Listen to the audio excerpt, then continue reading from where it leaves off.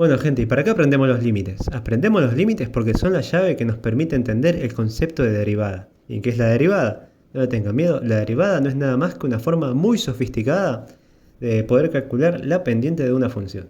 ¿Qué era la pendiente? Ya lo vimos antes, ¿no? Polinomio de grado 1, la pendiente tiene la ecuación delta i sobre delta x. ¿Qué significa? Que f, la i final menos i inicial sobre x final menos x inicial. Eso nos va a decir cómo varía mi función de una forma muy... dependiendo la distancia va a indicar tu precisión, pero nos dice muy rústica, ahí está. Nos dice cómo varía nuestra función de una forma muy rústica, ¿no? Necesitamos dos puntos y necesitamos calcular encima de eso la imagen de esos dos puntos. Acá nos va a decir que m va a ser nuestra variación y nos va a decir qué tanto va a ser, ¿no? Si yo acerco más va a ser un valor distinto y así. Eso también es un problema muy importante. Esta variación, por ejemplo, ¿qué pasa si yo quiero calcular la variación de x1? Si yo quiero calcular la variación de x1 voy a necesitar un x2 que esté a una distancia de h para saber cómo varía en ese punto. Pero ¿qué pasa? Yo a medida que muevo mi x2 más cerca, veo que la variación cambia más. Si lo acerco más se pone más así, y si lo acerco más se pone más así. O sea, claramente, dependiendo de la distancia que yo tenga de h, voy a tener distintas variaciones, distintas pendientes, ¿no? Esta va a ser una pendiente m2, esta va a ser una pendiente m3 y esta va a ser una pendiente m4. Ahora, ¿qué pasa? A mí no me sirve tener 4 valores posibles de pendientes para mi único punto. Yo quiero tener la información más precisa posible. Y la matemática, la física, su única razón de ser es poder calcular las cosas de la forma más precisa posible.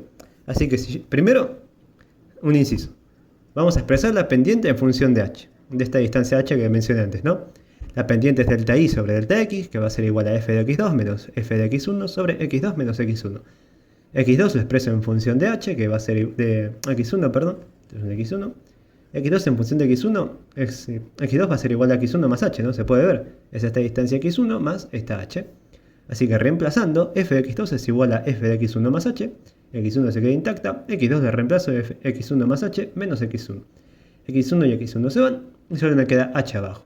Así que mi pendiente en función de mi distancia que lo separa es igual a la imagen de x1 más esa distancia que separa, menos la imagen de x1 sobre h. Y ahora quiero que vean esto. Claramente, mientras más grande es mi h, me van a dar valores distintos. Entonces, claramente se puede ver que si yo hago que mi distancia se aumente, la variación de mi pendiente también va a aumentar y voy a tener cada vez un valor menos preciso. Si yo sigo así, al final voy a tener una pendiente que se va a hacer así, toda vertical. Eso sería un cambio infinito, si se quiere, ¿no? Porque sería infinito sobre un número real. O bueno, algo que tiene infinito. Esto va a dar algo que tiene infinito. Así que, claramente mi objetivo no va a ser separarlos más, sino acercarlos más. Y ahí entra en juego el límite. Como h es la distancia entre los dos, ¿qué pasa si yo hago que la distancia h tienda a 0? Acordémonos, ¿no? Que tiende a 0 significa que h va a ser igual a 0,0000000, y así hasta un número infinitamente chiquito. Por eso se le llama infinitésimo. El ésimo solamente para indicar que es la infinitésima parte de un número. Así que si son partes infinitas, va a ser una parte extremadamente chiquita. Sigamos, ¿no? Así que si yo hago que la distancia entre los dos sea cada vez más cercana a 0, que se haga así cada vez más cercano, se va a presentar el concepto fundamental para entender qué es la derivada. La pendiente x1 y x2 ya no van a ser una recta que corta en dos puntos a mi gráfica, a mi curva. Va a ser una recta que corta únicamente en un punto, y este punto va a ser x1. Y como corta únicamente en un punto a mi función, va a ser una recta tangente, una recta tangencial, mejor dicho. Así que, como es una recta tangencial, corta en un solo punto y por lo tanto me va a dar la pendiente de mayor precisión. Así que esa es la única razón por la que se aplican límites, para yo obtener la variación de mi función en un punto y que ésta tenga la mayor precisión posible. No se puede obtener mayor precisión. Este es el cuadrado perfecto, ya está. De acá no se consigue nada mejor. Así que, una vez más, si yo expreso la pendiente en función de h y yo hago que mi distancia tienda a 0, me va a quedar que límite de h tendiendo a 0 de m de x, que va a ser mi pendiente, va a ser igual a f de x1 más h menos f de x1 sobre h. Y esta, señores y señores, es la ecuación formal de la pendiente. Esta es lo que les van a romper Y va a ser para los que le va a romper la cabeza porque esta es la derivada por definición. Y ahora vamos a ver un uso, ¿no? Derivada por definición. Que se me fea. Ahí está. Y ahora vamos a ver cómo. Ahora vamos a ver cómo se aplica. Este es el ejemplo capaz más obvio para que entendamos las derivadas. Esta es una recta, un polinomio de grado 1. Su pendiente, su función es m por x más b, donde m es la pendiente. Y como podemos ver, la pendiente no importa que dos puntos agarre, siempre va a ser igual. ¿Por qué? Teorema de Tales, ¿no? Todos estos son triángulos semejantes porque lo estoy cortando a partir de una recta paralela a uno de sus lados.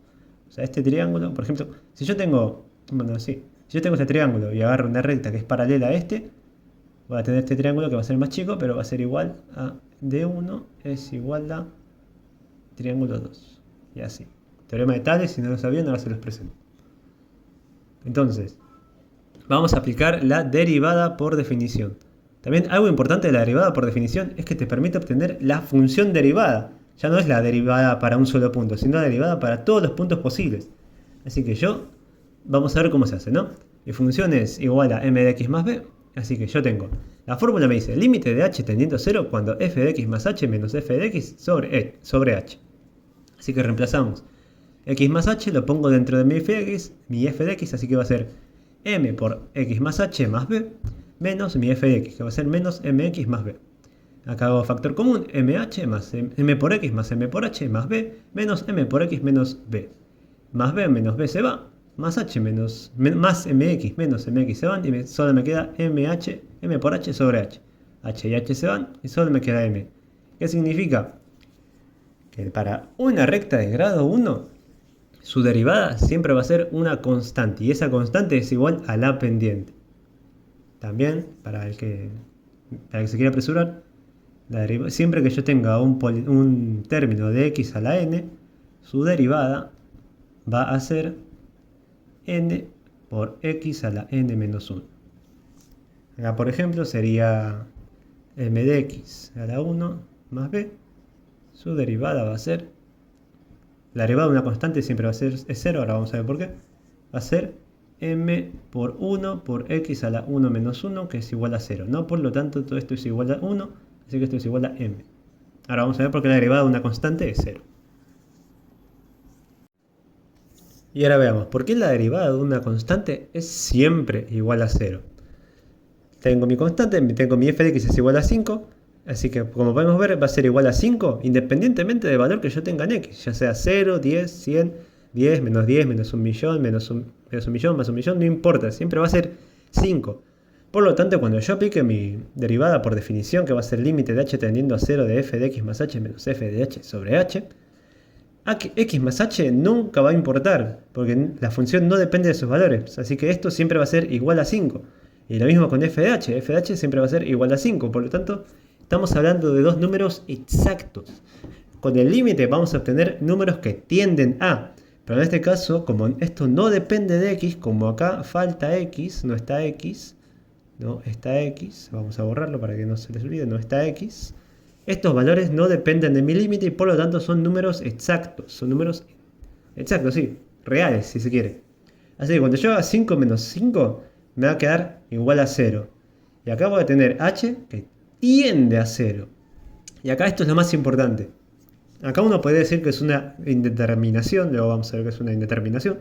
Pero no, ¿por qué? Porque esta es una resta entre números exactos. Por lo tanto, yo a 5 le quité 5 y me va a quedar 0. Y todo número dividido 0 siempre va a dar 0. En cambio este es un número que tiende a 0. Este es un número que es igual a 0,00000001. Así que yo les invito a hacer en su calculadora 0 sobre 0,0001 y van a ver que siempre da 0. Pero esto únicamente se puede hacer cuando yo estoy seguro que los números que tengo en mi numerador son exactos. Si esto fuese un tiende a 5, entonces sería 5 menos un número que tiende a 5, por lo tanto me quedaría tiende a 0 sobre tiende a 0. Y ahí sí tendríamos una indeterminación y habría que resolverlo de forma distinta.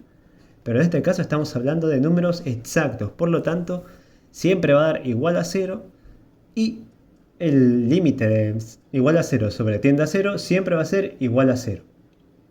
Así que, ¿qué significa? Una vez más, la derivada de una constante siempre es igual a 0. Y para terminar, hagamos la derivada por definición de nuestro ejemplo, ¿no? La x cuadrada.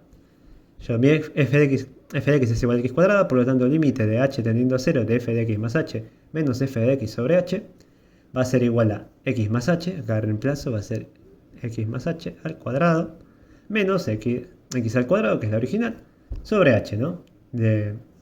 Resuelvo al cuadrado, x cuadrado más 2 por h por x, más h cuadrado, menos x cuadrado sobre h. Acá x cuadrado menos x cuadrado se van, solo me queda 2hx más h cuadrado sobre h. Acá hago factor común si se quiere, así que se va. Me queda solo 2 de x más h. Como h tiende a 0, esto es lo mismo que decir 2x más un número que tiende a 0. Por lo tanto, este término se ignora y solo me queda 2 de x. Y acá una vez más se demuestra que la derivada de una x a la n va a ser igual a n por x a la n menos 1. O sea, 2 por x al cuadrado menos 1. Y así siempre, ¿no? Si yo tengo x al cubo, su derivada va a ser bajo el 3 y luego le resto 1. O sea, 3 al x cuadrado. 3 por x cuadrado. Ahí sería todo de derivadas. Ahora integrales, van a ver que siempre dicen, no, integral es difícil, pero es fácil de entender, difícil de realizar, ¿no?